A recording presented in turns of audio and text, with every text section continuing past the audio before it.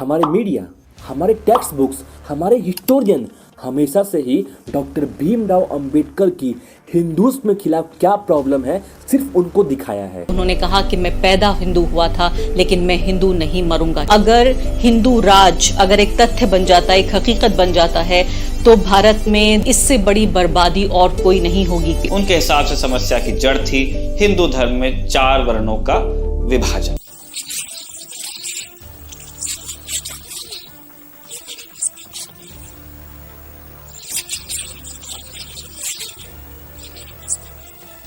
इसी वजह से आज असदुद्दीन ओवैसी, चंद्रशेखर रावण जैसे नेता आज जय भीम और जय भीम की नैरेटिव करके पॉलिटिक्स करते हैं और उनका पॉलिटिक्स सक्सेसफुल भी होता है। जय भीम, जय मीम, तकबीर, अल्लाह अकबर, जय हिंद। देखिए, इन लोग का मानना होता है कि दलित और मुस्लिम दोनों को एक साथ मिल जाना चाहिए, क्योंकि दलित और मुस्लिम दोनों के साथ ही हिंदू की जो अपर कास्ट है वो भेदभाव करते हैं। There is no respect and no dignity of life in the present political environment and the ecosystem that has been created, unfortunately, since the BJP government has come into power for Muslims and Dalits.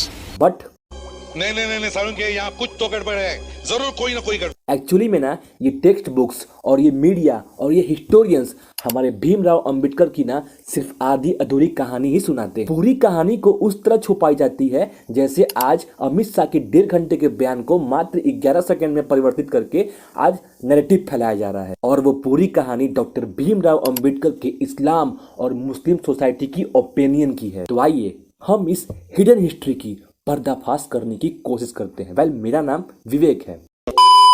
तो doctor Bhimrao Ambedkar, जिनको हम बाबा साहब के नाम से भी जानते हैं, इनका जन्म मध्य प्रदेश के महो में 1891 में हुआ था। वो रामजी मालोजी सकेपाल और भीमाबाई के 14वें सबसे छोटे पुत्र थे। बाबा साहब भारत की महार कम्युनिटी से आते हैं, जो कि भारत के शेड्यूल कास्ट में आता है, जिनको आज भारत में एक दलित यानी कि शेड्यूल कास्ट में माना जाता है। अब चूंकि बाबा साहब शेड्यूल कास्ट यानी दलित में आते थे, तो उनको अपनी लाइफ में बहुत सारे भेदभाव देखने को मिले। अपने बचपन के दौरान बाबा साहब को दूसरे बच्चे के साथ बैठने तक नहीं दिया जाता था भाई। जिस नल से दूसरे बच्चे पानी पिया करते थे, उस नल से बाबा साहब को पानी पीना भी अलाउ नहीं था। बाबा साहब की जिंदगी में इस तरह के कई भेदभाव हुए हैं। बसों में अक्सर उन्हें चढ़ने नहीं दिया जाता था। वो संस्कृत सीखना चाहते थे, लेकिन टीचर्स द्वारा उन्हें संस्कृत सीखने नहीं दिया गया। और इसी सब के कारण धीरे धीरे बाबा साहब भीमराव अंबेडकर को हिंदू और हिंदू सोसाइटी से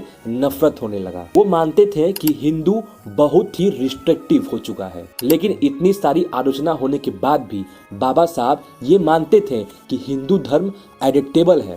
लिखते हैं कि मुसलमानों ने अपने समाज में मौजूद बुराइयों के खिलाफ कभी कोई आंदोलन नहीं किया। हिंदुओं में भी सामाजिक बुराइयां मौजूद हैं, लेकिन अच्छी बात यह है कि वो अपनी इस गलती को मानते हैं और उसके खिलाफ आंदोलन भी चला। वो ये भी कहते थे कि भले ही उनके साथ भेदभाव हुआ है, पर कुछ हिंदू अपर कास्ट के लोग उनको सपोर्ट भी किए थे बचपन में। फॉर एग्जाम्पल में उनके ब्राह्मण टीचर महादेव अंबेडकर। बाबा साहब को संस्कृत पढ़ने नहीं दिया गया था, जिसके चलते वो पर्शियन लैंग्वेज सीखे थे, लेकिन फिर भी वो पर्शियन से ऊपर सुपीरियर संस्कृत को मानते थे। वो संस्कृत को भारत की नेशनल लैंग्वेज भी बनाना चाहते थे। तो क्लियरली बाबा साहब भारत की लैंग्वेज, भारत की कल्चर को वैल्यू भी कहीं ना कहीं देते थे। और इसीलिए उन्होंने कई बार हिंदू सोसाइटी को रिफॉर्म करने की कोशिश की। उन्होंने एक मूवमेंट भी चालू किया था, जिसमें वो दलितों को मंदिर में एंट्री दिला सके। लेकिन इतना सब करने के बाद भी उस समय उनका कोई सपोर्ट नहीं किया और अंत में वो तंग आकर 1927 में महार आंदोलन चालू करते हैं। और इसी के दौरान उन्होंने मनुस्मृति का दहन किया और उन्होंने अनाउंस किया कि वो फाइनली अब हिंदू धर्म छोड़ रहे हैं। दुर्भाग्य से मैं एक हिंदू अछूत के रूप में पैदा हुआ। इसे रोकना तो मेरी शक्ति से बाहर था, लेकिन इन अपमानजनक परिस्थितियों में जीने से इनकार करना मेरी शक्ति में शामिल है।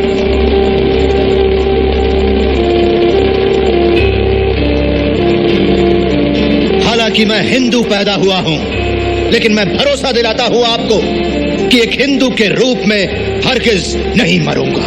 अब बाबा साहब डॉक्टर भीमराव अंबेडकर की लाइफ और इस डिसीजन का पॉलिटिक्स में बहुत ज्यादा इम्पैक्ट पड़ा। पहला, कई सारे ऐसे हिंदूज थे जो ये चाहते थे कि बाबा साहब से प्रेरणा लेकर वो हिंदूज में जो बुराइयां हैं, कुरीतियां हैं, उनको खत्म करने की कोशिश करते थे। करंट गवर्नमेंट भी इस समय हिंदू को यूनाइट करने की कोशिश कर रही है। आज के समय एक रहेंगे तो सेफ रहेंगे जैसे नारे देकर करंट गवर्नमेंट ये बताना चाहती है कि हिंदू जात पात में न बटे, एक बनकर रहे। अब देखिए, डॉक्टर भीमराव अंबेडकर के इस डिसीजन से पॉजिटिव रिजल्ट तो आए लेकिन निगेटिव भी आए। अब कुछ लोग डॉक्टर भीमराव अंबेडकर के ओपिनियन, उनकी स्पीचेस का उपयोग करके, यूज करके देश में दरार डालने की कोशिश कर रहे हैं। இருக்கிறவரை நான் விபச்சாரின் மகன், இந்துவாக இருக்கிறவரை நீ பஞ்சவன், இந்துவாக இருக்கிறவரை நீ தீண்டத்தகாதவன்। क्या इस वजह से नहीं लगा कि बाबा साहब अंबेडकर ने जो कॉन्स्टिट्यूशन लिखा था उसमें सारे लोगों को बराबर का हक दिया, हिंदू राष्ट्र नहीं बनाया, इसलिए नहीं लगा। जितने भारत रत्न का अवार्ड दिया गया, कितने दलितों को दिया गया, कितने आदिवासियों को दिया गया, कितने मुसलमानों को दिया गया। है कि हिंदू हैं, अगर हम हिंदू हैं तो सदियों से अधिकार क्यों नहीं दिए गए? अगर हम हिंदू हैं तो डॉक्टर अंबेडकर को आज तक अछूत क्यों कहा गया? अगर हम हिंदू हैं तो बुद्ध को आज तक स्वीकार क्यों नहीं कहा गया? आज तक मुझे हिंदू धर्म की सही डेफिनेशन नहीं मिली। पिछले 10 साल से तो इतिहास को मैं पढ़ रही हूँ। तो ये हिंदू क्या है? हिंदू कोई धर्म नहीं है। जब आप हिंदू धर्म की बात करने लग जाओ, उसकी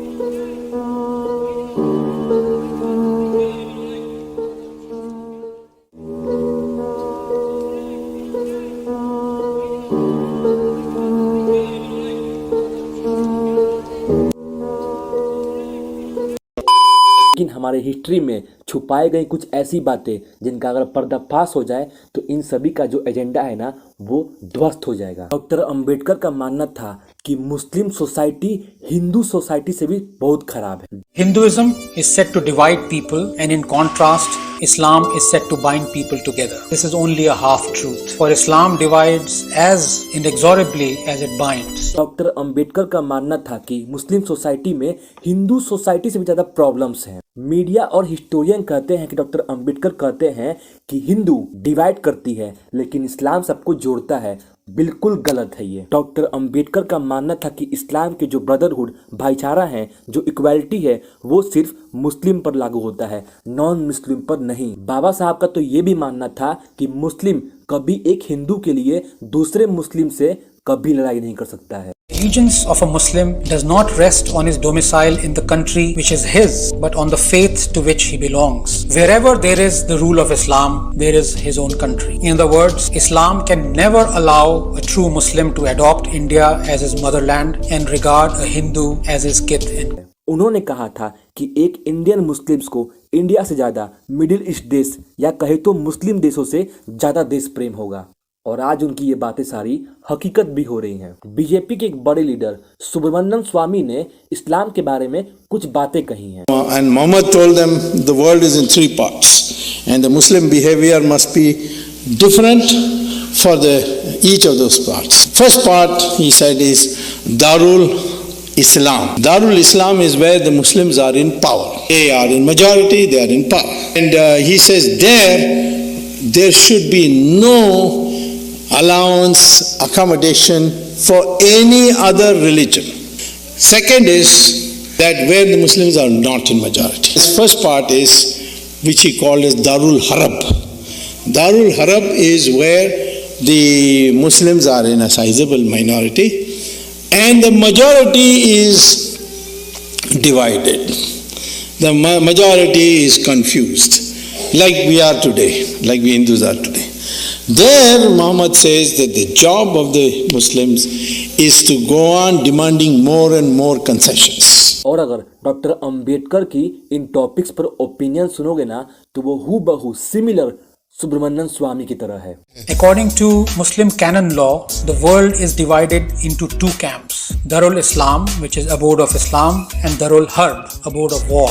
A country is Darul Islam when it is ruled by Muslims. A country is Darul Harb when Muslims only reside in it but are not rulers of it. Doctor Ambedkar का मानना था कि इस्लाम को फैलाने के लिए मुस्लिम को जिहाद करने में भी कोई प्रॉब्लम नहीं होगा। डॉक्टर अंबेडकर का मानना था कि देश प्रेम और डेमोक्रेसी से ज़्यादा मुसलमानों के लिए शरिया कानून इम्पोर्टेंट है। अनफॉर्चुनेटली आज ये सारी बातें सत्य हो रही हैं। मुस्लिम्स भारत माता की जय नहीं बोलते। वंदे मातरम बोलना इनके मजहब में अलाउ नहीं है। इनके लिए संविधान से ज़्यादा, भारत से ज़्यादा इनका कुरान और इनका शरिया कानून इम्पोर्टेंट है। जब कोई वंदे मातरम बोलता है, भारत माता की जय बोलता है, तो उन पर फतवा जारी हो जाता है। इनफैक्ट डॉक्टर अंबेडकर तो कट्टर हिंदू विचारधारा से भी आगे निकल जाते हैं।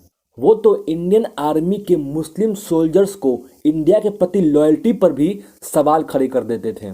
उनका कहना था कि मुस्लिम्स हमेशा से ही यूरोपियंस को अपना सुपीरियर मानती है और हिंदूज को अपने से नीचे मानती है, और इसीलिए वो यूरोपियंस के ऑर्डर को तो मानेंगे लेकिन हिंदू के ऑर्डर को कभी नहीं मानेंगे। और यही कारण है कि आज मोदी जी मुसलमानों के लिए कितने सारे स्कीम क्यों ना ला दें, कितना उनको बेनिफिट्स दे दें, लेकिन वोट उनको वो कभी नहीं दे सकते हैं। बाबा साहब का मानना था ना कि अगर अफगानिस्तान की आर्मी भारत पर आक्रमण कर दे तो वो 100% श्योर नहीं है कि मुस्लिम सोल्जर्स भारत की हिफाजत करेंगे भी कि नहीं। उनका मानना था कि शायद भारत की बजाय वो अफगान के मुस्लिम सोल्जरों का सपोर्ट कर दे। उनका क्लियरली रूप से मानना था कि भारत में गजनी, तैमूर, गौरी ये सिर्फ लूटने के लिए नहीं आए थे, बल्कि भारत से काफिरों को मिटाने के लिए आए थे और इस्लाम धर्म को फैलाने के लिए आए थे। अब हम बात करते हैं बाबा साहब के कुछ वैसे टॉपिक्स और व्यूज जो आज के समय बहुत ही रिलेवेंट है। फॉर एग्जांपल में हिजाब। कई मीडियास, इंटेलेक्चुअल्स, पॉलिटिशियंस हमें ये बताते हैं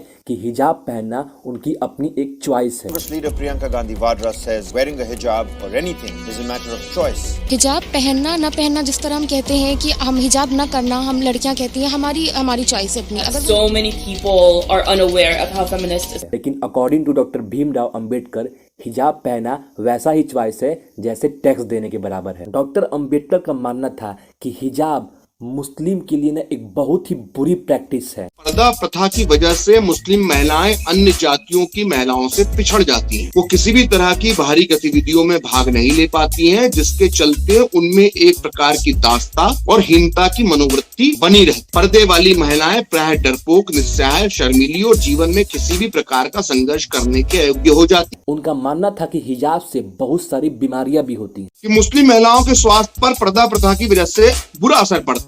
वो खून की कमी, टीबी और अन्य रोगों से पीड़ित हो जाती हैं। उनका शरीर भी मजबूत नहीं रह पाता और उनकी हड्डियां निकल आती। एक और मुद्दा, पॉइंट्स जिसकी आज बहुत चर्चा होती है, वो है फ्रीडम ऑफ एक्सप्रेशन। हमने देखा है कि इसी फ्रीडम ऑफ एक्सप्रेशन के चलते नुपुर शर्मा की पूरी जिंदगी बर्बाद हो गई है। आज वो देश में खुलकर चल भी नहीं सकती हैं, सांसें तक नहीं ले सकती हैं। वो डॉक्टर अंबेडकर कहते हैं कि मुस्लिम सोसाइटी में फ्रीडम ऑफ एक्सप्रेशन अलाउ नहीं है और अक्सर free discussion, freedom of expression के चलते हिंसा भी करते हैं। डॉक्टर अंबेडकर का ये भी मानना था कि मुस्लिम डेवलपमेंट की बजाय रिलीजियस पर अपना सारा फोकस डालते। There is thus a stagnation not only in the social life but also in the political life of the Muslim community in India. The Muslims have no interest in politics as such. Their predominant interest is religion. None of the secular categories of life have any place in the politics of the Muslim community. Doctor Ambedkar ने यह भी कहा था कि radical इस्लाम मुस्लिम के अंदर इतनी नफरत पैदा करता है दूसरे धर्मों के लिए कि मुस्लिम बार बार गौ हत्या करते हैं, ये जानते हुए कि इससे हिंदुओं की भावनाओं को ठेस पहुंचती है। अब बात करते हैं डॉक्टर भीमराव अंबेडकर के कास्टिज्म पर अपना ओपिनियन, और ये बहुत ही कंट्रोवर्सी वाला है। देखिए, हिंदूज के अंदर कास्टिज्म को लेकर डॉक्टर भीमराव अंबेडकर की क्या राय थी वो तो जग जाहिर है। अब हमारी media, text books, intellectuals, politicians ये बताते हैं कि इस्लाम तो सिर्फ पीस फैलाता है, इक्वालिटी सिखाता है, वहीं हिंदू कास्ट डिस्क्रिमिनेशन यानी भेदभाव पैदा करता है। बड़े बड़े IAS कोचिंग इंडस्ट्री भी यही सब बातें बताते हैं। इस्लाम आ चुका था, इस्लाम था बहुत liberal, it was talking about equality, कोई कास्ट सिस्टम वगैरह था। लेकिन हमेशा की तरह यहाँ भी रियलिटी कुछ और ही है। डॉक्टर अंबेडकर ने अपनी किताब में लिखा है कि मुस्लिम में भी कास्ट सिस्टम होते हैं। सबसे ऊपर है अशरफ, जो कि इस्लामिक इन्वेडर के या अपर कास्ट कन्वर्टेड हिंदू के डिसेंडेड हैं। उसके बाद आते हैं अजलाफ, जो कि लोअर कास्ट मुस्लिम हैं जो इंडियन कन्वर्टेड हैं, और उससे भी नीचे आते हैं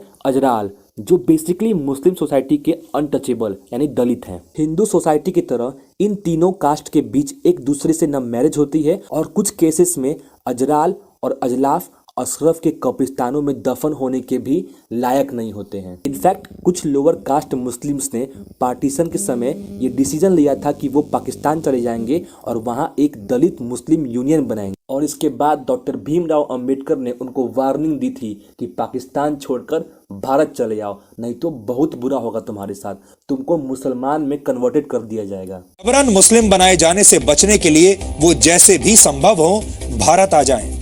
मुसलमानों पर केवल इसलिए भरोसा न करें कि उनकी सवर्ण हिंदुओं से नाराजगी है, ये बहुत बड़ी भूल होगी। इन सारे फैक्टर्स से ये कंफर्म हो जाता है कि डॉक्टर अंबेडकर ने हिंदूज में तो छोड़ा था, पर मुस्लिम यानी इस्लाम और क्रिश्चियनिटी क्यों नहीं अपनाई थी। डॉक्टर अंबेडकर का मानना था कि अगर दलित इस्लाम में कन्वर्टेड हो जाएं तो जो उनकी नेशनलिस्ट है, जो उनकी देश प्रेम है, वो खत्म हो जाएगी। If they go to Islam, the number of Muslims will be doubled and the danger of Muslim domination also becomes real. मुसलमान हमारे मित्र हैं, ये मानने की बुरी आदत दलितों को लग गई है, जो अत्यंत गलत। कभी भी डॉक्टर अंबेडकर ने दलित मुस्लिम एकता के बारे में कोई बहुत अच्छे विचार दिए। डॉक्टर अंबेडकर की इसी ओपिनियन की वजह से अंबेडकर साहब नेहरू जी की माइनॉरिटीज अपीसमेंट से बहुत नाराज रहते थे। देखिए, आपको ये सारे पहलू ना कोई नहीं बताएगा, क्योंकि ये इतिहास के पन्ने से ही गायब हो गए हैं, और इनफैक्ट मेरी माने ना तो ये गायब नहीं हुए हैं बल्कि गायब किए गए हैं, ताकि हमारे देश में हिंदू मेजॉरिटी को तोड़ा जा सके और उन पर राज किया जा सके। कुछ ऐसे पॉलिटिक्स मीडिया रिपोर्टर हैं जो इन्हीं सब मुद्दे को लेकर आज हमारे देश में सियासत करती है। अगर हिंदू इन कास्ट बैरियर को तोड़कर एक हो गए, यूनाइट हो गए ना, तो इन सभी की दुकानें ही बंद हो जाएंगी। देखिए, इस दुनिया में कोई भी इंसान परफेक्ट मैन नहीं होता है, अब चाहे वो भीमराव अंबेडकर ही क्यों ना हो। उनकी ज्यादातर बातें सत्य थी, पर कुछ बातें गलत भी थी। जैसे हिंदू धर्म को लेकर कुछ ओपिनियन उनका सही नहीं था, ठीक उसी प्रकार इस्लाम धर्म के लिए भी उनके सभी ओपिनियन सही नहीं थे। भारत में ऐसे बहुत सारे नेशनलिस्ट मुस्लिम, राष्ट्रवादी मुस्लिम हैं, जैसे दारा सिखो, अशफाकुल्ला खान, डॉक्टर APJ अब्दुल कलाम और आज के समय आरिफ मोहम्मद खान। ऐसे बहुत सारे मुस्लिम हैं जिन्होंने हमारे देश के लिए अपना बहुमूल्य योगदान दिया है, और आज के समय भी ऐसे बहुत सारे मुस्लिम्स हैं जो हमारे देश में फोर्सेस में सेवा दे रहे हैं, सर्विस दे रहे हैं, और अपनी जान भी हमारे देश के लिए देते रहते हैं समय समय पर। तो आपका हमारे इस वीडियो के बारे में क्या राय है? अपनी राय कमेंट बॉक्स में जरूर बताइएगा। अगर आपको ये वीडियो पसंद आएगा तो वीडियो को लाइक कीजिएगा और हमारे चैनल को सब्सक्राइब कीजिएगा। और हाँ, अगर आप जानना चाहते हैं कि देश में पॉलिटिक्स पार्टी जो कांग्रेस और बीजेपी है, इनमें से बाबा साहब का सगा कौन है, कांग्रेस या बीजेपी, तो इस वीडियो को जरूर देखिएगा, क्योंकि वीडियो काफ़ी इंटरेस्टिंग है। मिलते हैं अगले वीडियो में।